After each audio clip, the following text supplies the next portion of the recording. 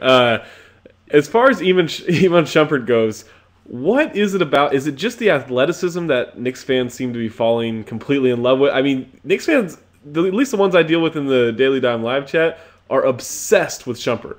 Like, he's an all-star in the making. I mean, what is it about him that the rest of us might be missing? Well, for one, it's the lockout. I mean, there's just hasn't been basketball. Yeah. We didn't get a summer league to see. I mean, this goes for everybody, but just you get sort of cabin fever, and when there's an unknown quantity like Iman Shumpert, you start to project how much you miss basketball onto him. So I think part of it, at least for me, is that. However, the big knock on him, and the reason he probably dropped to 17, was that couldn't hit a jump shot, not a intelligent player, and that's gradually being debunked. I mean, you can't debunk it that much without him actually playing a game, but he's first of all looked like he's shooting pretty well in those exhibition games that took place over the summer and practices. Everyone who sees him says he's shooting a lot better than they expected, and then on top of that, he's a guy who knows how to say the right things. So when people have asked him about his shot selection at Georgia Tech, he'll say, I didn't really have anyone else to go to. I know my shot selection was terrible. I'm going to change that. And people at me are at home like, oh. So I guess that's what it is. Is it some combination of wait, what face was that? Quantity. I wasn't sure what it could be, so. But I do expect him to be at the very least, a serviceable rotation player, and I kind of think he has the potential to be really, really good. But I know nothing about him, so that's an uninformed opinion. Yeah, I mean, personally, I think he has the potential to be like an excellent combo guard off the bench, six-man role type of guy. If he is not capable of curing cancer within the next couple of years, what do the Knicks do with their backcourt? Because they're pretty capped out, right? I mean, how do you approach acquiring backcourt talent when they don't seemingly have the consistency with upcoming draft picks and not a lot of flexibility? Yeah, in the immediate future for this season, it looks like they're just going to be in sort of a rough place. Baron Davis might end up getting scooped up, but unless somebody's lying, he's not going to be available for a couple months. Beckley just said Eric Maynor needs to play for a team like the Knicks. I would love Eric Maynor. But yeah, there aren't point guards available right now. They're gonna have to give it a go with Douglas and Shumpert and Mike Bibby for this season. But next year they're not capped out. They'll have a ton of them next. Well, not a ton, but yeah. But next season, I mean, the Knicks fans are all talking about Steve Nash as somebody, but Steve Nash or otherwise, they'll have some room available, and you got to figure that adding a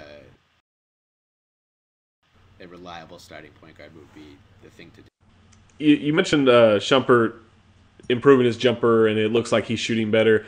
Something inexplicable happened when Melo came over. He became like a really good three-point shooter that he's never shown before. Are the lines closer and no one just measures it out at the Garden, or how did that happen? Wider rims. The rims are actually like 18 inches in diameter. I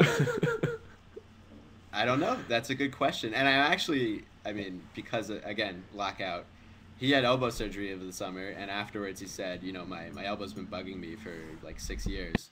So immediately I'm over here like, oh my God, he's going to shoot like 80% from three this year because his elbow doesn't hurt anymore. So I don't know what got into him. It was sort of a streaky thing where he would hit like 6 30-footers in a row and then miss, normal open threes. But the Knicks could use that. I hope he keeps doing that this year. My last question for you is, that Amari doesn't really miss games that much anymore, but he's had serious knee surgeries. Chandler has been injury prone in the past. Everyone else seems pretty healthy, at least historically on that team.